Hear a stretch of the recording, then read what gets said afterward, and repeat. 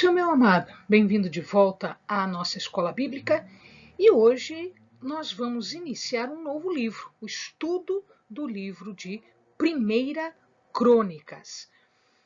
Este vídeo é o primeiro de uma série de 3 vídeos. Então, pega a sua Bíblia, pega o seu caderno de estudos, ora ao Senhor, pede a Ele discernimento, entendimento, conhecimento, sabedoria, pede a Ele proteção, para que nós possamos desvendar dos seus mistérios.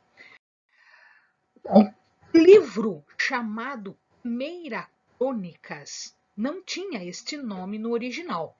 Verdade, o livro de Primeira Crônicas, ele estava junto com o livro de Segunda Crônicas, era um livro só. E ele era chamado de Dibri Hamim, ou seja, um livro de história. Era um livro que tratava da história. História de quem? História da tribo de Judá. O início do reino de Israel e depois, com a divisão, a tribo de Judá. Mas o primeiro livro, Primeira Crônicas, não fala dessa divisão. Fala do Reino Unido, ou seja, fala especificamente de um reino composto de todas as tribos. A divisão vai acontecer lá no segundo livro, no livro de Crônicas 2. A autoria desse livro, dizem os estudiosos, a tradição hebraica judia diz que quem escreveu Primeira e Segunda Crônicas foi Esdras. Quem era Esdras? Esdras era um cativo que estava na Babilônia, estava cativo lá, e que caiu nas graças do rei e conseguiu voltar para Jerusalém para recompor o culto, para recompor o reino. E aí ele usou de tudo que ele conhecia da história para escrever àqueles que estavam voltando. Ou seja, o objetivo aqui não era só contar uma história. O propósito do livro estava exatamente em fornecer todo o conhecimento, todo o fundamento para uma autoridade.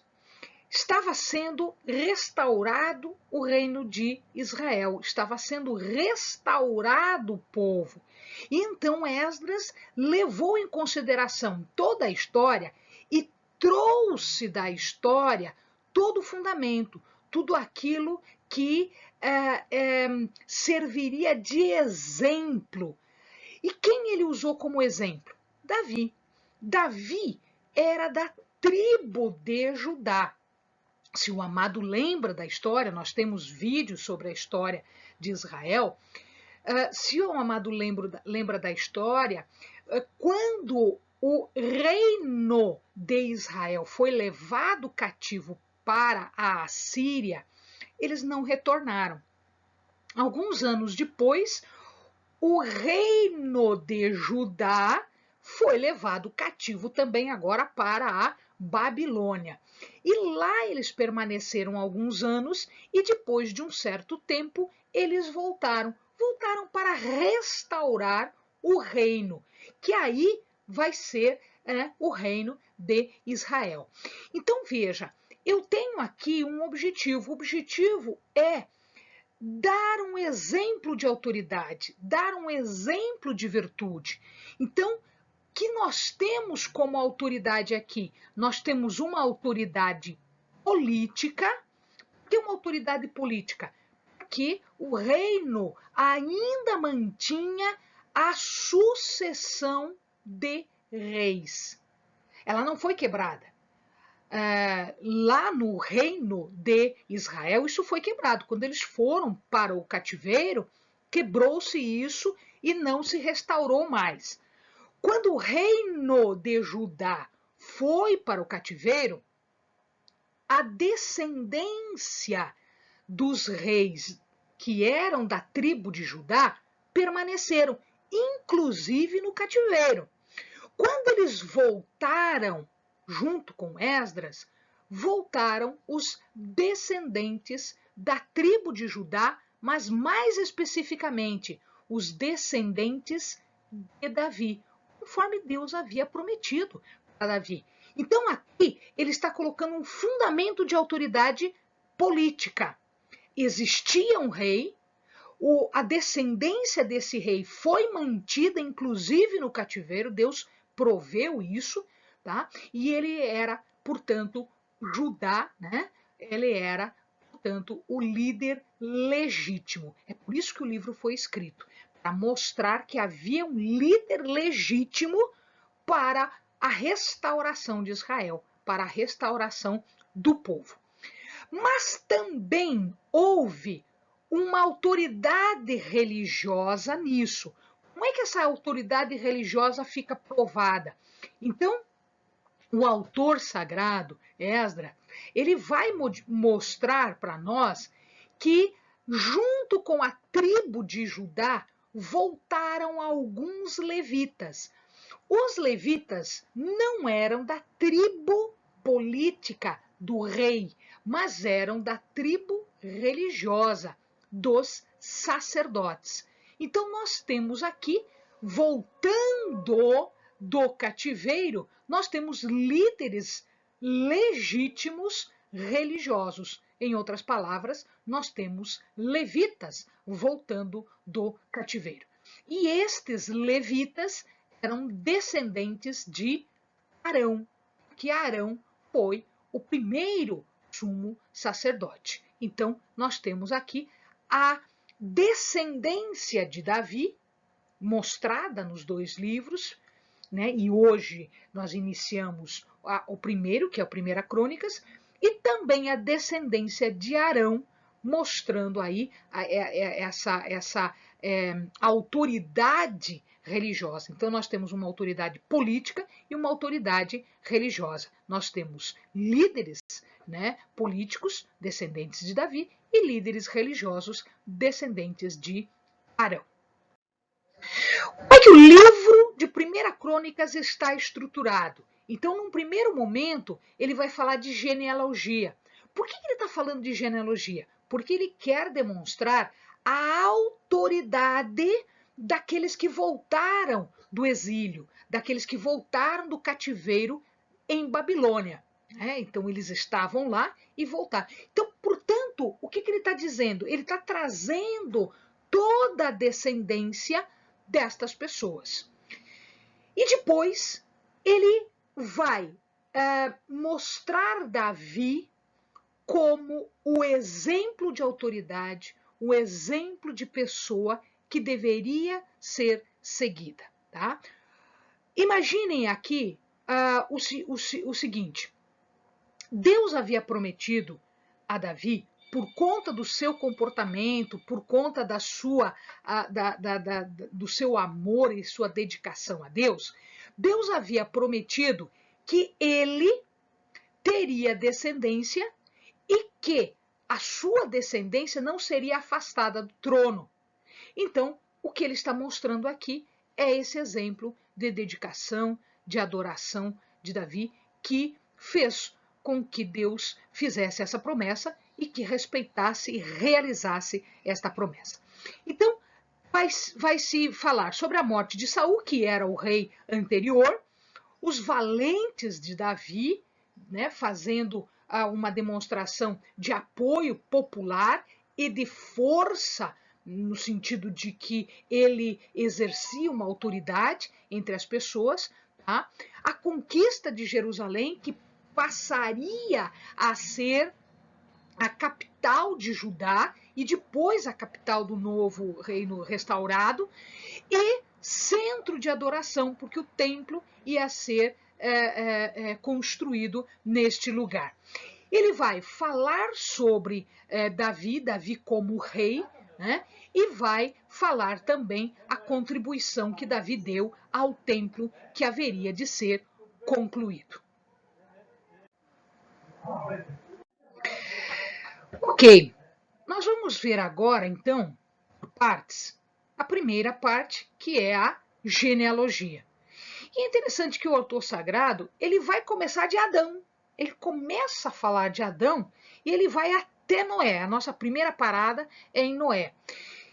De Adão a Noé, então ele está trazendo toda a genealogia, os filhos de Adão, e escolhendo então as pessoas que são importantes, interessantes em relação ao plano divino. Este conjunto de pessoas nós vamos chamar de patriarcas, porque eles antecedem o povo de Israel, né? O povo hebreu. Mas como eles estão antes do dilúvio, nós dizemos que eles são patriarcas antediluvianos, antes do dilúvio. Aqui nós não precisamos parar para explicarmos alguma coisa. Mas o que eu quero parar para explicar é quando ele fala de Noé, ou seja, depois do dilúvio, até Abrão.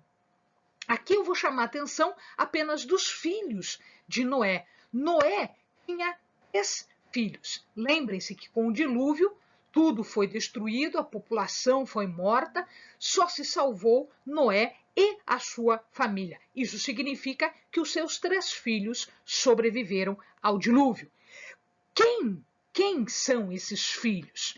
Então nós temos aqui os descendentes de Abraão eram Sem, Cam, Jafé. Sem, Cam e Jafé. E eles repovoaram o mundo. Então veja que coisa interessante. Os filhos de Cam ficaram nesta região aqui. No mapa ele está em cor de rosa. O que é esse mapa? O que significa esse mapa? Aqui, onde nós estamos vendo Put, Mesraim, Patros, essa parte aqui, Mesraim principalmente, é onde se desenvolveu o Egito.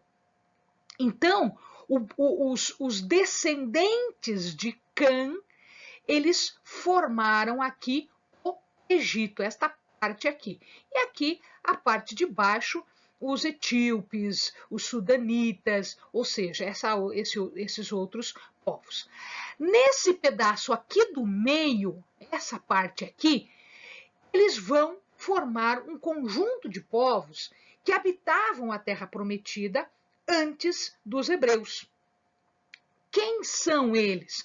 Nós conhecemos como cananitas, ou seja, descendentes de Cã. Cananitas. Então, aqui estão os cananitas. Depois, quando o povo chega aqui, é aqui que ele vai se estabelecer e ele vai retirar todo esse pessoal, ele vai expulsar ou matar, dependendo da situação, todo esse pessoal. E essa faixinha aqui são os descendentes também, né, de Cã, que vão dar origem depois a alguns outros povos que vão se juntar e formar o que hoje são os árabes. Muito bem. Essa outra faixa aqui, essa faixa verde, são os descendentes de Sem. Os descendentes de Sem. Esses descendentes de Sem, nós vamos ter especial interesse por eles. Então, aqui embaixo, aqui tem a cidade de Assur, um pouquinho mais para baixo, tem a cidade de Ur. Ur nós conhecemos, é a cidade de origem de Abrão. Então, ele saiu desta cidade.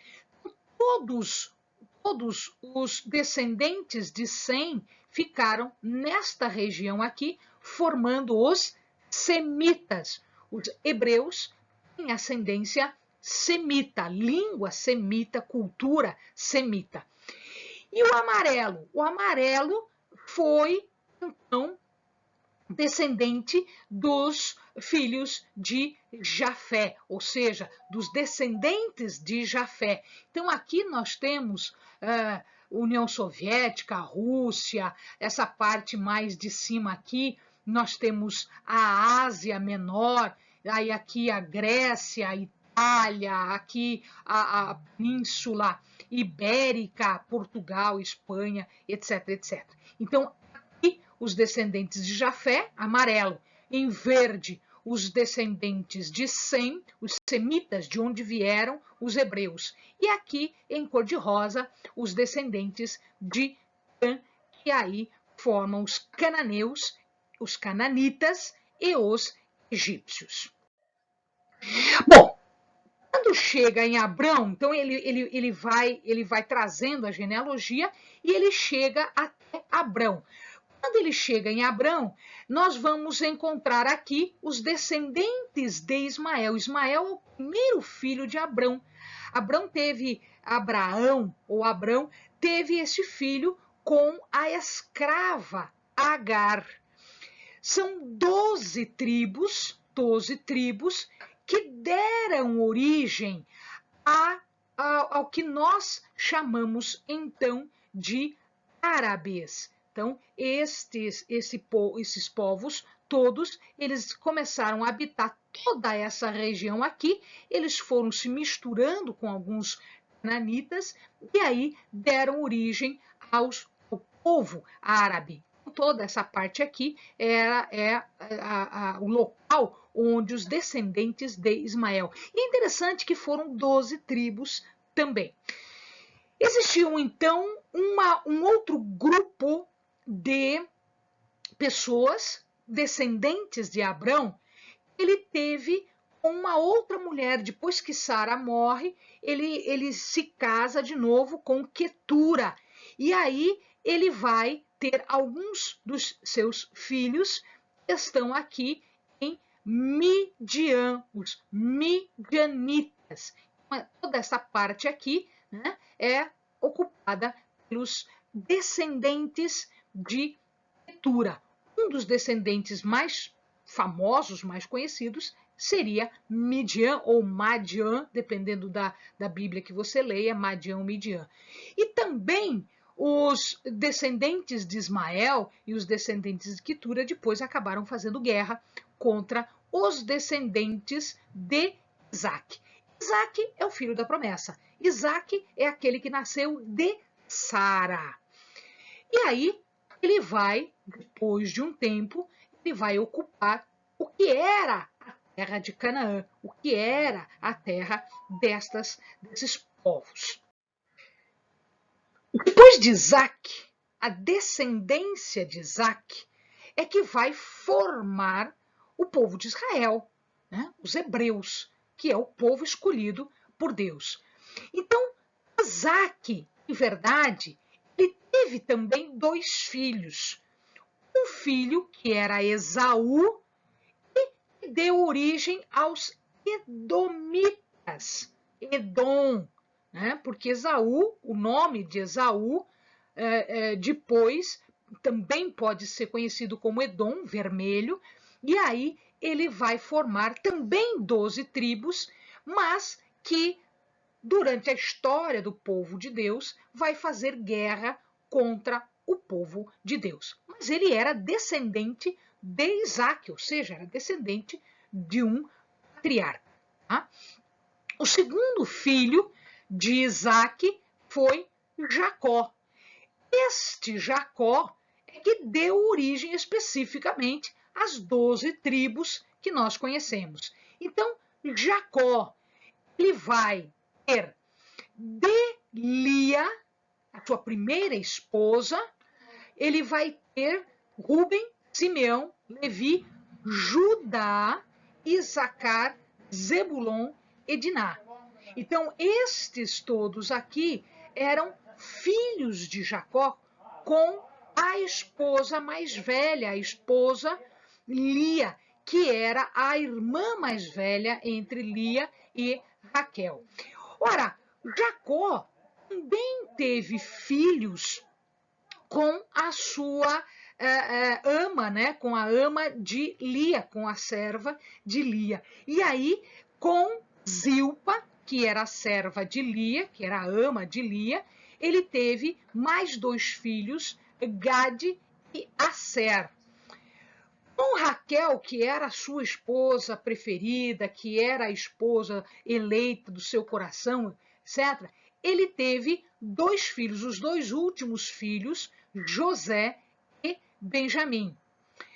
E de Bila, a serva de Bila, a ama de Bila, nós tivemos aí mais 2 filhos, Dan e Naftali. Se o amado contar, vai dar 12 filhos. São as 12 tribos? Não. Lembrem-se que a tribo de Levi não ganhou esta herança porque eles foram escolhidos como tribo sacerdotal. E então, os filhos de José ficaram no seu lugar. Então, Efraim e Manassés, que eram os filhos de José. Se nós contarmos, agora sim, vai dar 12 tribos, que é a tribo de Levi, tribo sacerdotal. Aqui está a tribo de Judá, e é desta tribo de Judá que vai surgir Davi. Davi descende de Judá. Então veja que coisa interessante, o primogênito, que era Rúben, perdeu a primogenitura, tá? Ele não ficou com a primogenitura. Mas o reinado, ele fica a partir de Judá, ou seja, Davi como o primeiro rei, o rei do coração de Deus. Antes de Davi, Saul, que não agradou muito a Deus e que foi substituído. Então, desta genealogia, eu vou chamar a atenção para algumas coisas. Primeiro, Rubem perdeu o direito de primogenitura. Por que ele perdeu o direito de primogenitura? Ele era primogênito. Porque ele acabou fazendo um pecado com Bila, com uma das servas, que era, então, uma co-esposa de seu pai. E isso não era tolerado. Então, isso era um pecado muito grande. Né? Ele pecou com a mãe dos seus irmãos. Não era sua mãe, mas era a mãe dos seus irmãos. Então, por isso, ele perdeu o direito de primogenitura. Quem ganhou o direito de primogenitura? José. Como é que a gente sabe disso? Não está escrito isso? Claro que a gente sabe que foi José que ganhou o direito de primogenitura, porque ele teve porção dobrada. Como assim porção dobrada? Porque os seus dois filhos, Efraim e Manassés, receberam parte. Ora, Efraim e Manassés, duas partes dentre os seus irmãos. Isso faz o direito de primogenitura cair sobre José, apesar dele não ser o primogênito. Isso era possível? Era. Deus determinava isso. Né? Lembrem-se que Esaú não ficou com a primogenitura. Ele era primogênito, mas ele não ficou com a primogenitura. Então lembrem-se que isso era possível. Arão, filho de Levi, os levitas. E ele foi, quando se estabeleceu os levitas, quando se estabeleceu o sacerdócio, Arão foi o primeiro sumo sacerdote. E a descendência, então, de Arão é que vai contar agora com o sumo sacerdócio. Então, nós temos aqui a política, a autoridade política, nas mãos de Davi, que veio de Judá. A autoridade religiosa, né, nas mãos do sumo sacerdócio, que veio de Levi. Então, nós temos agora tudo certinho, tudo arranjadinho, tudo explicadinho, para que quando o reino fosse restaurado, todos dessem autoridade a estas pessoas. Benjamim foi o ancestral de Saul. Então, o primeiro rei especificamente não foi Davi. Davi foi o rei, o primeiro, segundo o coração de Deus. Mas antes dele tinha Saul. Como ele pecou, ele perdeu o reinado. Quem ficou no seu lugar foi Davi. Davi foi escolhido por Deus para ficar no lugar de Davi. A tribo de Benjamim era uma tribo pequena e, à medida em que as coisas foram se desenvolvendo, a tribo de Benjamim foi absorvida por Judá. Quando se volta do exílio, quem volta? Volta a tribo de Judá, autoridade política, e voltam 38 levitas, autoridade religiosa. Então ele está provando aqui, pela genealogia, que existia autoridade, tanto para continuar o culto, quanto para continuar o reino. Muito bem, eu vou fechar essa primeira etapa falando de um dos descendentes, que se chama Jabez. O amado vai encontrar isso em 1 Crônicas 4, do 9 ao 10. Jabez, ele recebeu esse nome porque a mãe de Jabez teve muita dificuldade no parto dele. Então, como ela teve essa dificuldade, ela disse o seguinte: esta pessoa me causou sofrimento, então ele vai se chamar Jabez. Jabez quer dizer o que causa sofrimento. Amados, imagina você crescer com o nome de aquele que causa sofrimento. Então, isso era um peso muito grande para esta pessoa. Significa, então, que ele clama a Deus. Olha aqui, se ele clama a Deus, é porque ele confiava em Deus. Ele clamou a Deus e ele disse o seguinte: Senhor, muda o meu destino, muda isso, o meu nome é muito pesado para mim. Muda, me abençoa, que eu não seja aquele que causa sofrimento, mas aquele que tenha felicidade e alegria. Me abençoa, amplia o meu território. Esta é uma oração que eu e você podemos fazer. Me abençoa, amplia o meu território. A sua mão esteja comigo. Fica comigo, que a tua mão esteja comigo, me abençoando, me preservando do mal. E Deus ouviu. Deus ouviu essa oração muito simples de alguém que era um causador de sofrimento. Ele teve aí o que ele pediu, porque ele clamou a pessoa certa. Ele confiou que Deus pudesse mudar, que Deus pudesse abençoar, ampliar, amparar do mal. Amém, amados? Bons estudos.